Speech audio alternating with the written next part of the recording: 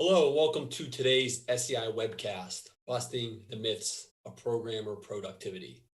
My name is Shane McGraw, Outreach Team Lead here at the SEI, and I'd like to thank you for attending. We want to make our discussion today as interactive as possible, so we will address questions throughout today's talk, and you can submit those questions in the YouTube chat area, and we will get to as many as we can. Our featured speaker today is Dr. Bill Nichols. Bill is a researcher in the Software Engineering Measurement and Analysis group here at the SEI. And during his time here, he has taught the software measurement and coached both software developers and managers to use quantitative data to manage software development work. Now I'd like to turn it over to Dr. Bill Nichols. Bill, good afternoon. All yours. Oh, good afternoon, and thanks for coming. What I want to talk about are some of the things we've learned about programmer productivity. I'll give you a little bit of background and why I think it's interesting and why we have something unique to say about this subject. Go. So let's start off with how huge variations in programmer productivity have been documented again, and again. The oldest ones go back into the 1960s, and they've consistently shown productivity ranges reported from 5 to 1 to 30 to 1. If you want a really, really good summary, just do a web search on Steve McConnell, times 10 programmer. He's written some wonderful articles on this and has a very good summary of the evidence. And the point I want to make is that these results have replicated again, and again. But something was wrong. There is something about all of those replications that just wasn't right. And that's what I want to talk about, what we discovered that's really new. So let's start with why this is important. Why do people care about programmer productivity? I was kind of surprised at the amount of attention the article on IEEE software got when it first came out. But you think about it, everyone wants to know, where do they stand up? They want benchmarks. I want to be the best, or I want to know how I compare to the best. If I'm a manager, I want to hire the best. I want to know how I can get the best programmers. If you are in HR or management, you want to know, how can we train people to make them the best programmers they can be so we can be competitive in this world environment. You want to be able to compare programmers so you can maintain the best staff. You want to keep the best and promote the best. And you want to pay the best. If the best programmers are 10 times better, well, you better be willing to pay to keep them because they're going to be worth it. And of course, you need to know the planning. For planning purposes, you need to know how long something's going to take. How do you know how long something's going to take? And if the programmer productivity varies that much, you better know something about their individual capabilities. So here are some questions that come up. We have a lot of data. I'm going to talk a lot about data in this presentation, and I hope you can bear with me. I find numbers exciting, but I know not everyone will. I'll do my best to convey some of that enthusiasm. Do our data replicate the kind of scale of performance ranges that we've seen in these historic data sets? How much does the programmer productivity really vary? That is, what is the real range of programmers' capabilities? What factors could explain variation? Is it experience, education? What makes the difference? And as a practical effect, what can you do about it? How big are these differences? What difference will they make? And what can we reasonably control? So, background. We got interested in this question because we have we just finished a project at SEI called Scope. And the idea of Scope was we were trying to identify causal relationships in software engineering data. What made this unique was we were looking at observational data, trying to do experiments, especially randomized controlled experiments. That is really hard in software engineering. It can be really expensive. It can be impractical. How do you do an experiment with the exact same requirements and get many repetitions? Well, you can't. It's too expensive. You can do it on smaller scales, and some people are doing that, but nothing is large scale. So with this Scope project, we used a technique using a cutting edge machine learning technique for causal inference that was sponsored by the National Institutes of Health. And it's being run out of the Center for Causal Discovery, operated by Carnegie Mellon and the University of Pittsburgh. It's actually housed down the street at Pitt. Now, for data, we used a volume of performance data that we collected while we were teaching a class called the Personal Software Process. Why is the personal software process data so useful? Well, there are a couple of reasons. One of them was the structure of the course was well designed for this kind of purpose, repurposing for this kind of study.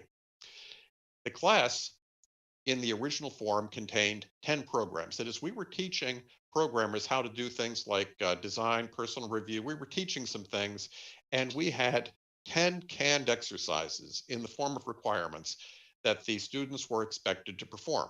Now, they brought their own equipment, they used their own programming language. All they had to do was program the requirements and learn a few things about process as they went through this. But everyone who took the course programmed the same set of requirements in the same order. Now, that's important because we taught this course a lot of times. For this data sample, this is not the whole thing, but before we changed the course format somewhat, we had over 3,000 developers writing over 31,000 programs. And that is our data set. That is just huge. By software engineering standards, this is unique. Nothing like this exists. Over 3 million lines of code, over almost an eighth of a million hours of work went into this.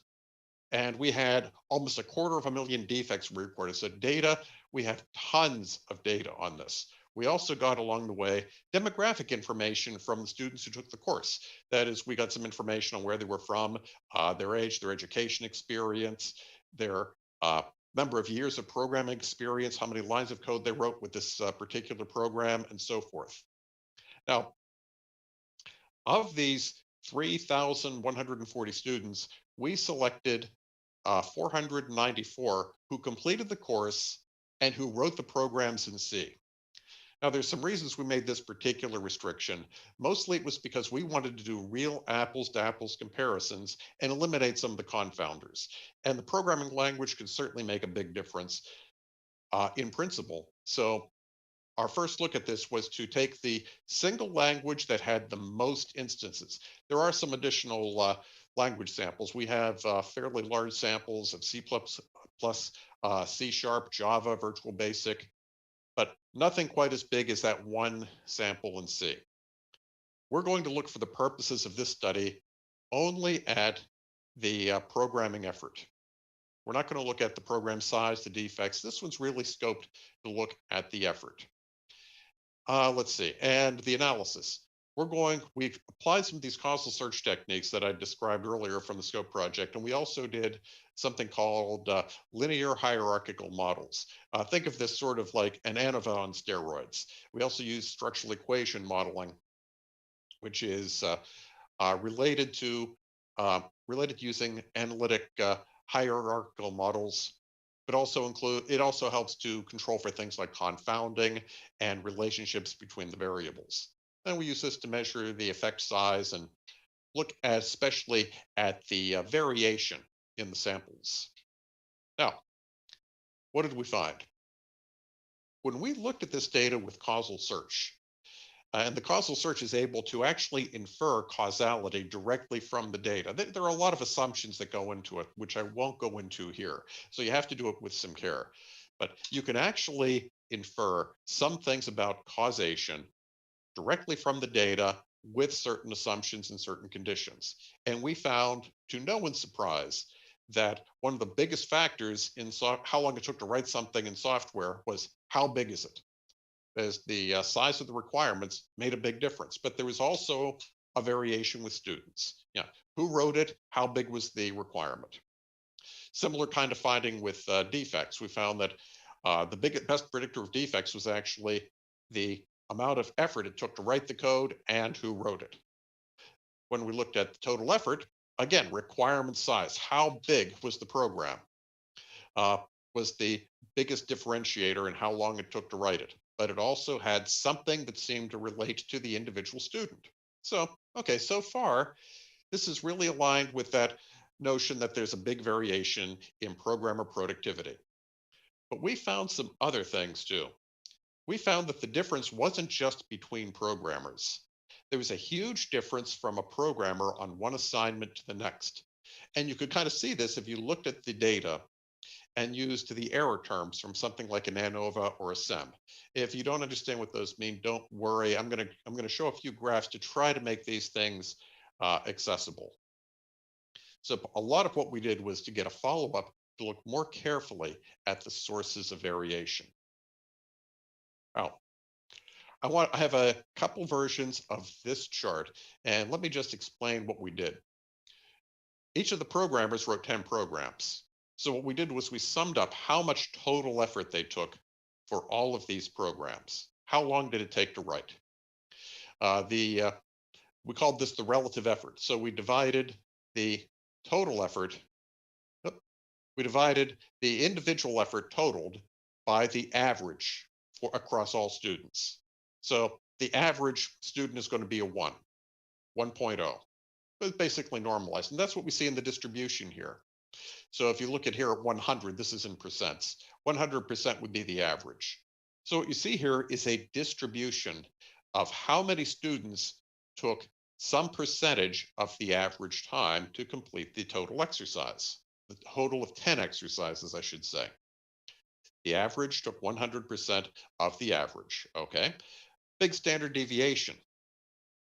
So the standard deviation was half of 1. That's pretty big. And when you see a standard deviation that big on 1, you know it's probably not going to be a symmetric distribution. In fact, what we see is a big skew. So this is actually kind of log normal, and we see a peak well below 1, and this frequency of programmers who took longer and longer tails off. So what you'll notice here is that there are a few outliers. This is only a few. Most of these were in a fairly constrained range. So up to about here, we are 2.5 times the average, if you can see the pointer. There were a few of these outliers. So there were a few that gives you some support to say, yeah, maybe if you take a look at some of these outliers, there is a 10-to-1 total range, but that isn't really telling you everything you need to know. Look at the middle half. This is called the interquartile range. Just the middle 50%, everyone who finished from 25% to 75% of the average, that's about a factor of 2. 124% versus 63%. The middle 50% all finished within about a factor of 2. Let's widen that. Let's take the real outliers. Let's talk about 1 in 20 on the fastest and 1 in 20 on the slowest. Even there, the range for the top 5% and the bottom 5% was only 5. So what we're seeing here is the overall data just isn't supporting the 10-to-1 very well. Unless you kind of look sideways and look at a couple of extreme outliers way out in this tail, it doesn't make much sense. So we wanted to investigate what's going on. What's going on here? To do that, to illustrate that point, I made a run chart. So as we go across the x-axis here, we have 10 programs. And what I plotted here now was the relative effort for each program. So the average is always going to be 1. This average in yellow is right around well, that's actually the third quartile range. The median is going to be at 1. And we can see how this changes, how the distribution of the minimum time, the maximum time, and the median here in green, and the 25 and 75%.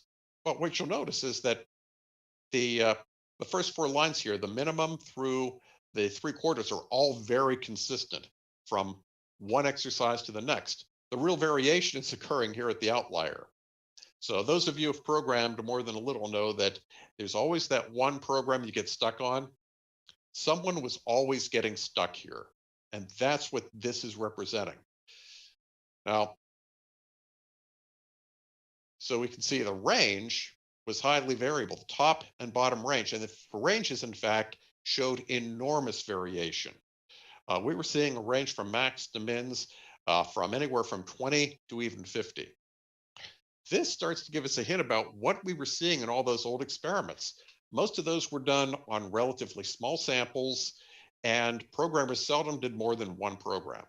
So this kind of suggests what they were actually seeing was the maximum and minimum that people were seeing on a single program. But this number is inconsistent with that total I showed you a couple of slides earlier. What's going on? Now, I will also point out that the interquartile range was very consistent. It was always in this range of 2.5. Well, what is this variation? I'm going to show you a few plots here that are called caterpillar plots. And when I studied these recently, the instructor told me that he had never seen a caterpillar plot used for anything other than a pedagogical purposes to explain the difference between within and between variation. Well, I'm going to use it for that, but I'm also going to use it to show you what that means in real terms. What I did was I took the programmer effort for each program and ranked the programmers. Basically, the fastest was a 1, the slowest was a 495. And we did that for each program and each individual. So the rank, the median, their median rank, I plotted along the y-axis. So if someone did a 3, 4, and 5, they got a 5 along the axis. I'm sorry, they got their median. Start over. If someone consistently finished in the top 10, they would have a point along the median axis somewhere around here.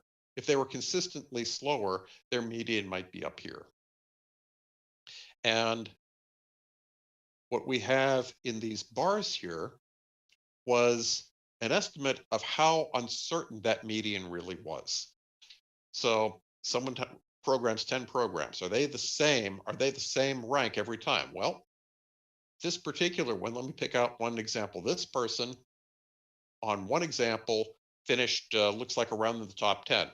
Then on their slowest, they were up here around 300. So this individual, this bar shows this person finished somewhere between 10 and about 300. That's a pretty big range. But on average, this person was about 200 out of 400, 200 out of 500. Now, what we found was the top 5% of programmers, that is, the 5% who finished consistently or who had a median value in the top 5% actually had a range of performance. So this caterpillar plot, if you will, shows what their median, their average median was, and what their range was. So these top 5% pretty much finished between 1 and 100. Now think about that for a minute. The top 5%, 5% of 500, 5% of 500 is 25. But we were consistently seeing almost all of these finishing anywhere from 1 to 100.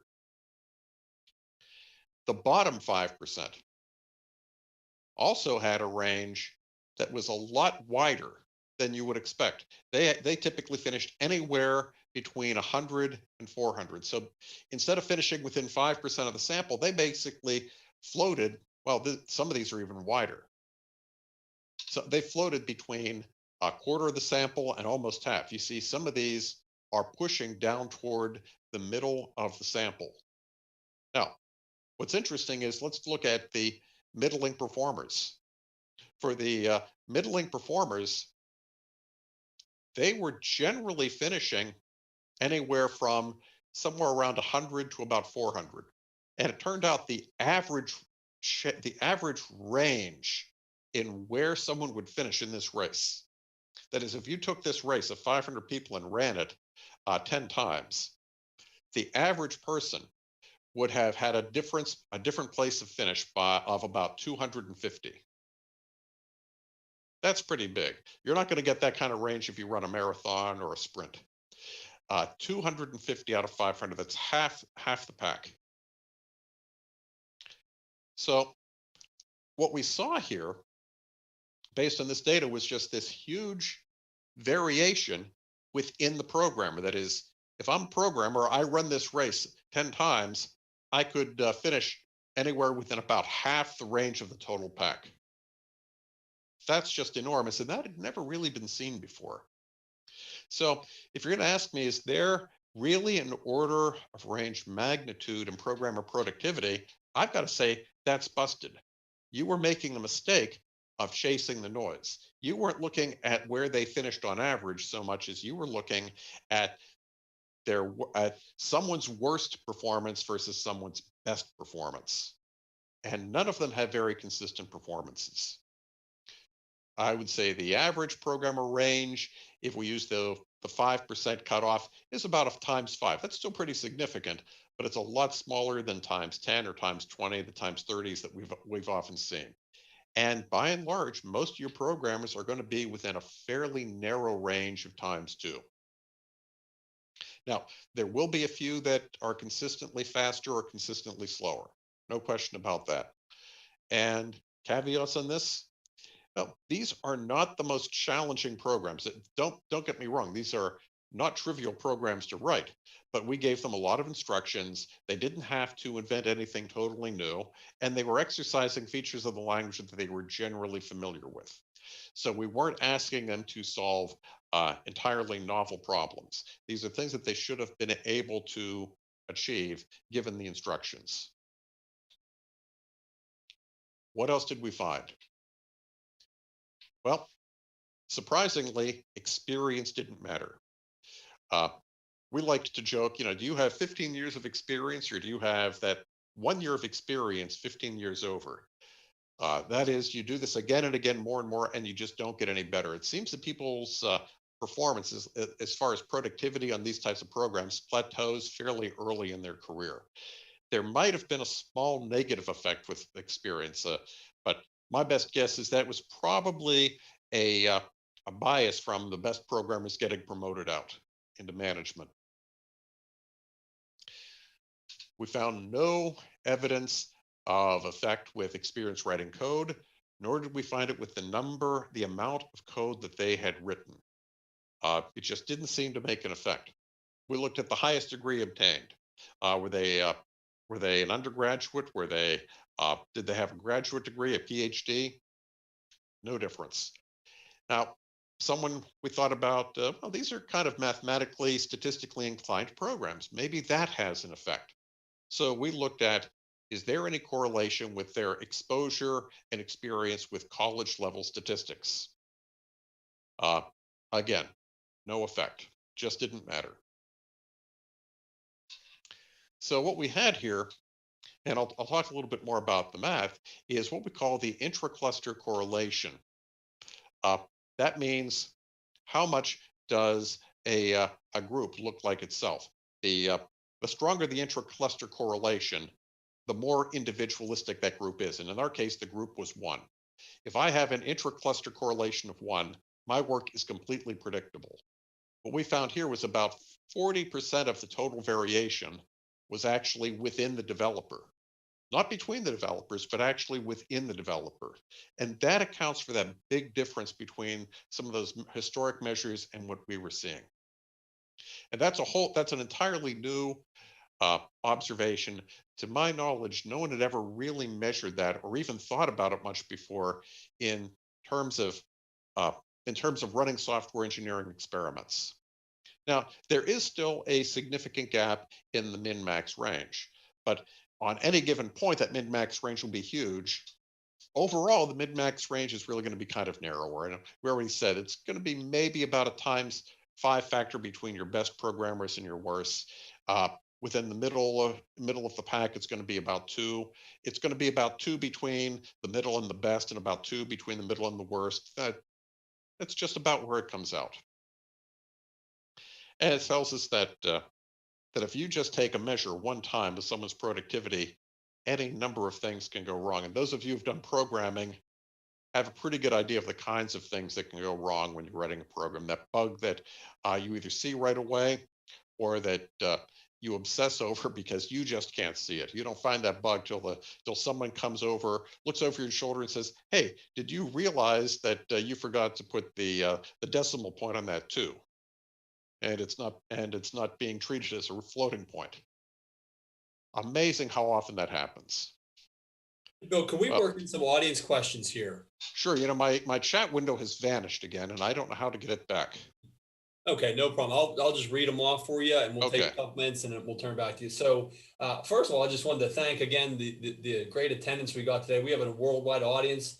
Saw people from Mexico, Costa Rica, Germany, Chile, Ireland. So we just want to thank everybody for taking an hour to spend with us here today. So, first question, a question and comment from David asking, how about the productivity in the sense of what programmers can do and what they enable? And his comment was, one programmer can design complex data structures and write hard to implement Mhm. low level functions that manipulate them. Others write programs that can use these functions and data structures. The first group makes the second productive. That's a great question. You know what? And our experiment, our data doesn't really speak to that problem. What we looked at specifically was how they can program a single program that would. What I would say, I think that was David. I'm sorry, I don't have my chat window in front of me.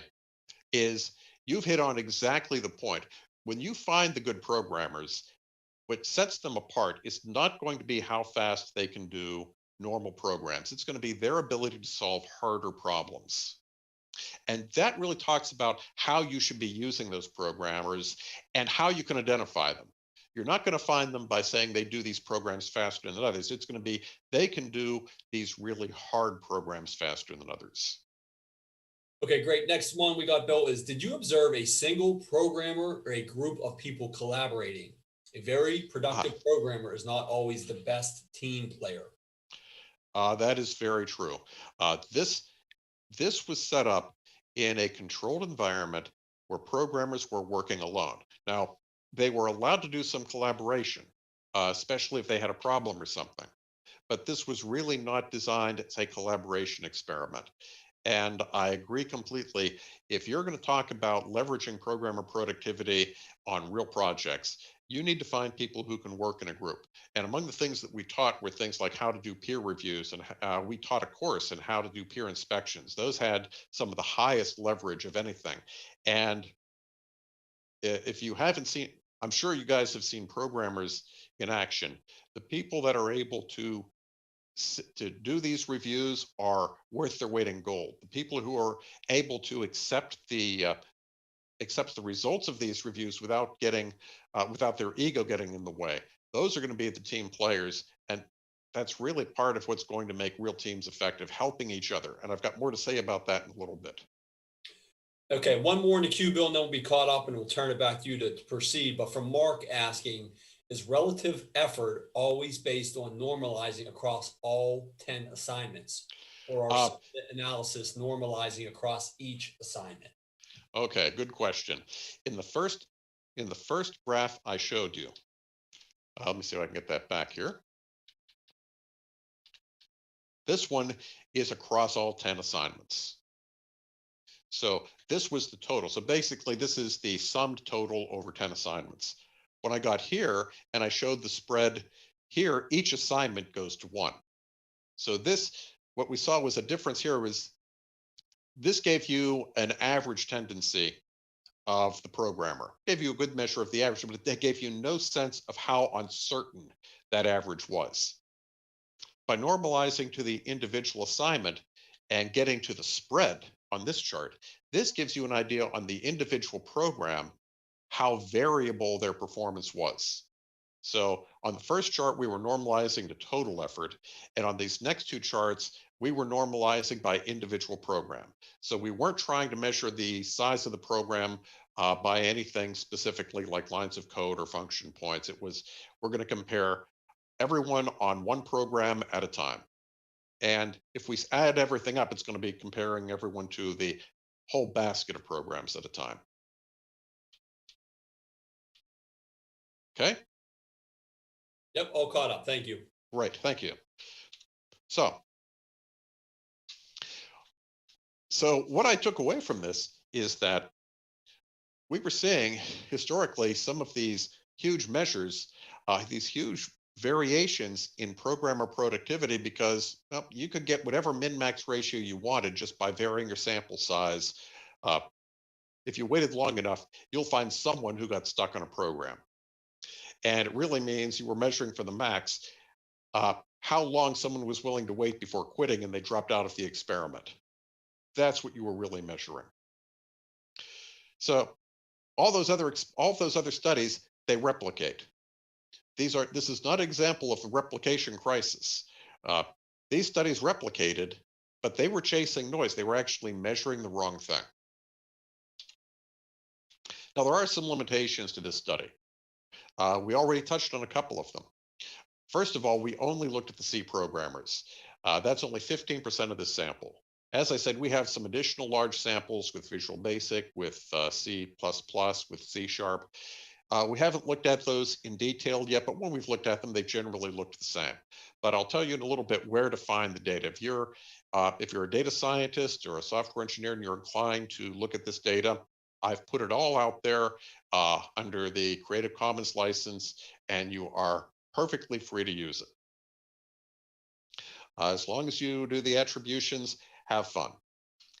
Now, we have the issue, these programs might not be representative. They're mostly mathematically and numerically oriented. So that means, maybe some programmers are just going to be more naturally suited or more experienced in this than others. They tend to be fairly small. There's only a range of about 2.5 in the program size.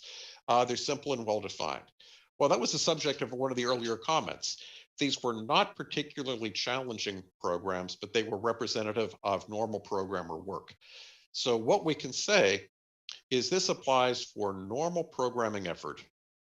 For normal programs, you just shouldn't see that much variation among professional programmers. If there are ways to distinguish them, you're going to see those in other ways. You're going to see some programmers who can do the most challenging problems. You're going to see the Linus Torvalds of the world who are solving the bigger, the harder problems. And you may have, and those are the people that you could potentially use as enablers to make teams effective. What about dropout bias? We only measured people in this study, people who completed all 10 programs. Maybe we would say, well, if you include the people who dropped out, you might see much bigger ranges. Well, I started to take a look at that, and I don't think that holds up. I think that the bias, the dropouts tended not to bias these results, at least not very much. But to be comparable to earlier studies, the earlier studies didn't include people who dropped out either. All of the prior studies were done with people who finished. So apples to apples comparisons, that's where we are. What about selection bias on entry? That these were highly selected, that we're only getting the best programmers. Well, I don't think that's very likely. Most of the people who took this course were sent by their company. And a lot of the people who took the course actually weren't professional programmers. They were people who were managing the programmers. So maybe 5 or 10% of the people who took this class were actually either managers or they were in the process team. They were people who had to work with the developers. Sometimes we had requirements people taking this course. They often did have trouble completing it, but that wasn't real. The bottom line is we had a really good cross section of people in the class, and I don't think the selection coming into a class was a big factor. We did have a lot of reuse of artifacts, so that is, these programs often build on one another. So what we might have actually been measuring at some level was the how well some developers were at reusing what they'd already built. But if that were the case, you'd expect to see more of them in a narrower range. And that's not what we found. We still found this huge variation. And but finally, we do find some significant, they aren't huge, but we still find differences in the programmer productivity. What does this tell us? That min-max ratio is kind of an artifact and probably not the best way to think about the developer productivity, you'd really like to kind of think about how do they compare to a mean or an average, because when you're making program plans, when you're planning a project, you really are going to be working with benchmarks and averages. And that min-max ratio is really driven by a few stragglers at the low end. So that typically isn't very illuminating. I would really try to get more about look at average values, at median values, and how people deviate from those. One of the things that I will point out is that it's going to be really hard to get enough top programmers to affect a large project. Now, this isn't to say that you don't want some of those top programmers as enablers, but don't think that just getting a bunch of super programmers is going to make your project go all that much faster, because even the best programmers had a pretty wide range in their productivity. If I'm running a project, I would caution don't overreact to short-term variation. You're going to get a lot of variation. This data is showing us that everything we've been told about the unpredictability of software is true, to the extent that it's very hard to predict when any particular program will get done. I can give you a lot of assurance on a basket of programs, on a number of them, the statistical average, but any one of them is going to have a lot of variation. But those outliers have some information. When we were teaching this course, one of the things we often found was that we could walk around the room and identify people who were stuck, and we'd usually try to give them a little bit of help. They were usually stuck on some problem, and it was basically something where they were getting a mental block and just couldn't see it. And those are the kinds of things where, if you recognize outliers, that's where peers in a team environment can really help each other and make the entire thing work better. The other thing is that short-term variation is really large. A lot of people like to put in process changes and just measure the results and say, well, that worked or that didn't work. And the real world is a lot more vague. Uh, the short-term variation can be so huge, you really do have to get a lot of data before you get a good sense on whether some change is really helping or not. So part of my lesson here is don't just focus on productivity. If you want to improve overall performance, look at a lot of global factors like environment, design, tooling, reviews, quality. These matter, and they're controllable. I mentioned earlier about inspections. We found those have an enormous impact on the late stages of a project. Putting in peer inspections makes the entire project much more predictable, because you find people find each other's defects really well. Environment. Uh, if you want people to be productive, they need to be in an area where they can focus, where it's quiet, where they don't have distractions.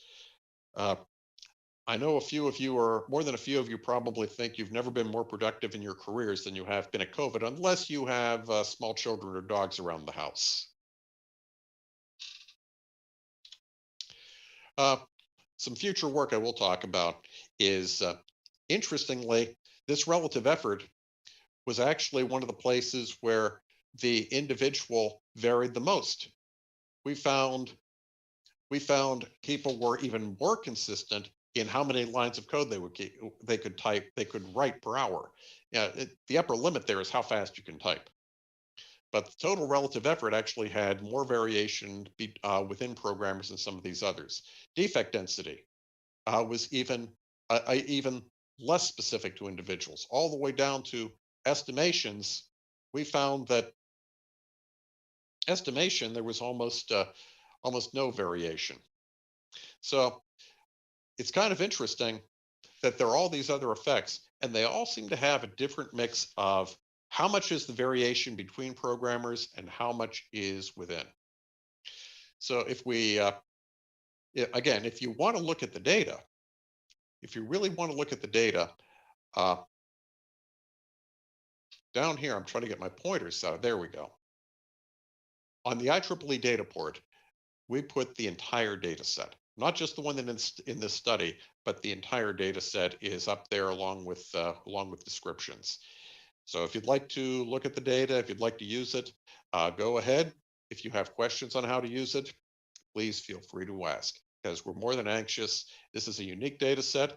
I think it would be a great data set to start using in statistics or software engineering courses for training purposes. You can actually it's one of the few examples where we have really good quality, large volume of data. And you can talk about the issues of what are the potential biases? What can you actually infer from these? I think it'd be a really great teaching tool.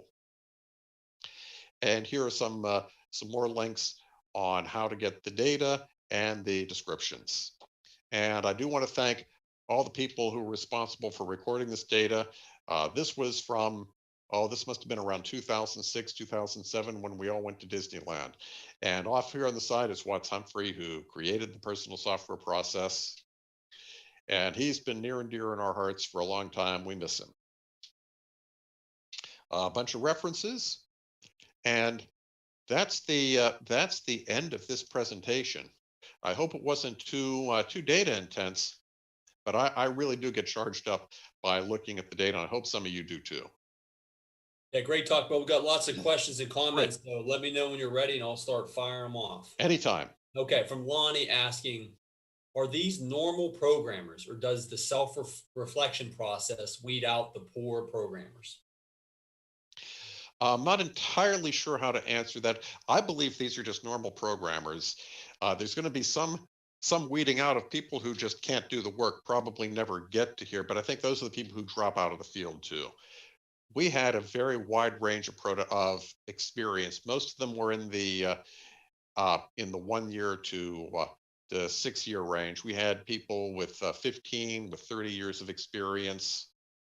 And it did tend to drop off with time, but you know, the programmer pool was growing too. My best sense of this is that this is representative of normal working programmers. That is, this was not student data. This was not data from college students. We have lots more data that was recorded in college courses, but this is actually from working software engineers. And as I said, most of these were referred by their company. We had entire teams come and take this class at a time. And then you had mentioned at one point in the talk about Creative Commons license. Was that referring to the PSP course that's available? Oh, no, but that is true. The PSP course has been placed under Creative Commons, and I think I put some links to that course at the back of this presentation. That gives you all the context you need to understand what this course is teaching, gives you the actual programming exercises that were used and so forth. The data, the actual data is also placed. It's free to use. It's basically the data is basically free to use as long as you do attribution and a suggested citation. So what we'll do is we'll make Bill's slides available. We'll send in the follow-up email that we send out, or by tomorrow morning, we'll make a PDF of the slides. We'll have the references so everybody can get to those materials.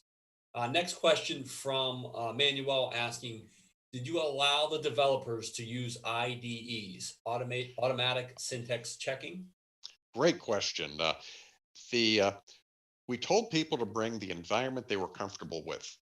If they were using an IDE, we asked them to turn off syntax checking, so that that should not be as big. That should not be a big variation here. The reason we asked them to turn off syntax checking was because the course was really designed to teach them quality, and it was harder to teach. We thought it would be harder to teach them how to review code if there were fewer defects in the code.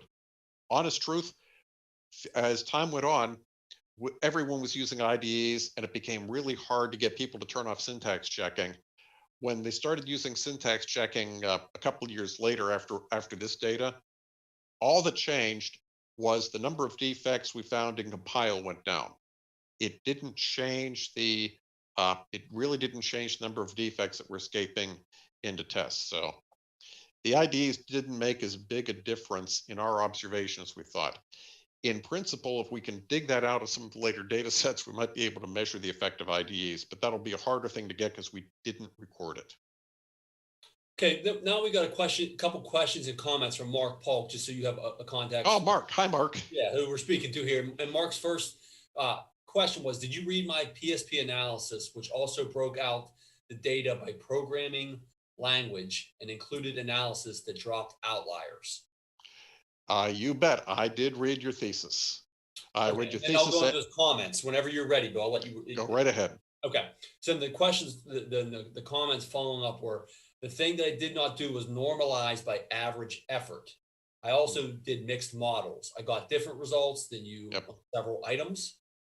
And he says there was a consistent 5-to-1 difference between top 10 and bottom 10 quartiles, for example, 10 times for top and bottom decils. And the last one was, I agree that the min-max is a bad technique and outliers may be influencing top and bottom. Yeah, I'll have to take a more careful look at some of the things you wrote. But I'm glad to see you're there, Mark, because we were definitely looking at your thesis back in the day when we were looking at some of this data, because that was a lot of really good work in it. Next one from Manuel asking, have you considered using TSP to get the team effect in the TSP team software process? Great question. The TSP data is a lot harder to analyze because you don't have a lot of these artificial constraints. We are looking at some of the TSP data, but we can't do the same kind of comparisons because they weren't programming the same things. Now, we do have some data out. I do have some data published out there. I don't have the link on these slides, but I can show you some individual TSP data sets that I prepared for another presentation when we were looking at static analysis. And if you like, I can add that link to these slides so that you can download those from the Carnegie Mellon GitHub, not GitHub, KiltHub. Great. So a question from Lonnie and a comment from Paul, so I'll group them together. Lonnie asks, so faster programmers don't have a lower defect density? And Paul's comment was, teaching the course to pairs of programmers using pair programming would be interesting.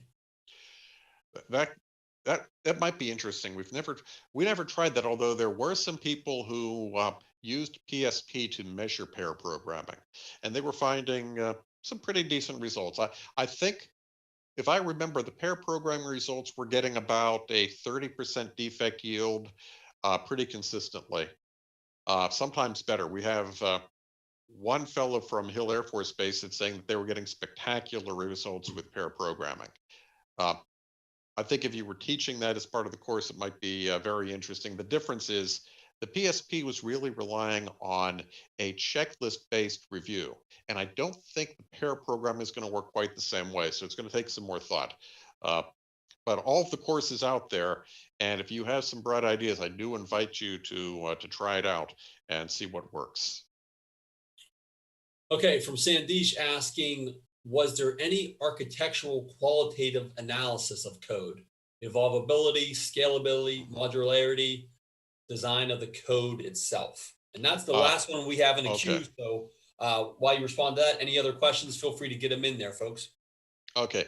The answer to that one is no. This one did not take into account the architectural properties of the code. The course wasn't really designed for that, and I won't take it beyond its capabilities. Those are certainly good questions, and those are very relevant. And it's, again, one of the limitations of this study. It's really based on primarily the developer portion of having a set of requirements due and just getting out some code that satisfies those requirements. And a question from Babu just came in, was the code considered in the analysis? I'm not quite sure what the, in this analysis, I did not consider the code. I'm not sure in what sense you are looking for. We did not save the source code in this version of the course. We do have data on things like the programming language and the amount of code written. And we have some other studies that look at that. But later data sets do actually include the code, but that's a much harder analysis, and we've never used it specifically. Okay, so we're caught up in the queue. I'm going to give everybody about 30 seconds to see if there's any other questions while we're waiting for that, Bill. Just a reminder to everyone that our next webcast will be on December 15th, and we are going to have a roundtable with the CMMC model architects. So everybody will be emailed a registration link for that, but that will be December 15th. Look for that. So we do have a follow-up question from Manuel asking, was there any way to detect if domain showed a difference in the results? domain. I don't think we don't have a whole lot of information on the domain they came in. I'm going to have to check the data. I don't think we can answer that directly. Developer domain? Yeah, that's fine. Yeah, that's kind of what I was thinking. Okay. The question might be the developer domain. We do know that math background and statistics background didn't make much effect. It certainly is plausible that people who worked in a numeric intensive environment would have an advantage on some of the programs. But there were a couple of programs that were more text based. I will say that when I took the course, I struggled a lot more with the line counting programs because there was a lot of text manipulation going on in those that I just wasn't as familiar with. But I knew the numeric parts of the language inside out. You know what? And I did miss one earlier from Paul, but I thought was a good question talking about. It said would be interesting to know where the students were taking the class. Were they sleeping at home, hotel they were staying in? So what do you comment to that? Okay. That's a good point. I hadn't thought of trying to do that. The advantage of we taught this course in a couple of different formats, and one of them was we would teach this at SEI. And for those, most of the people taking the course were staying at hotels, although there were some locals who could come in and take it as well. But we often went out and taught this course at the customer site. In that case, the majority of the people taking the course typically would go home at night.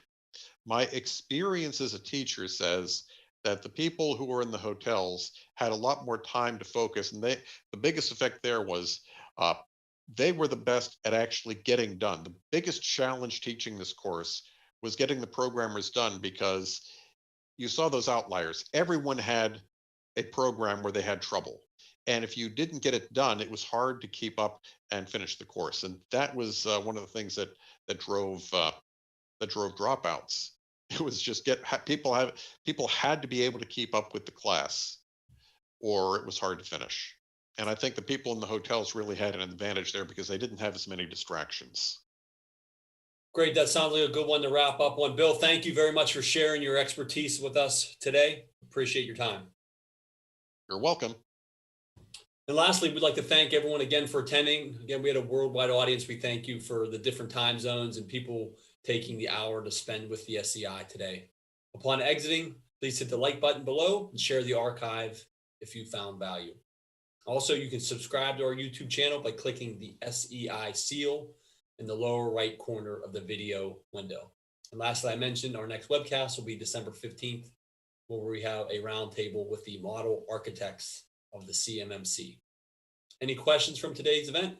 Please send to info@sei.cmu.edu. Thanks, everyone. Have a great day.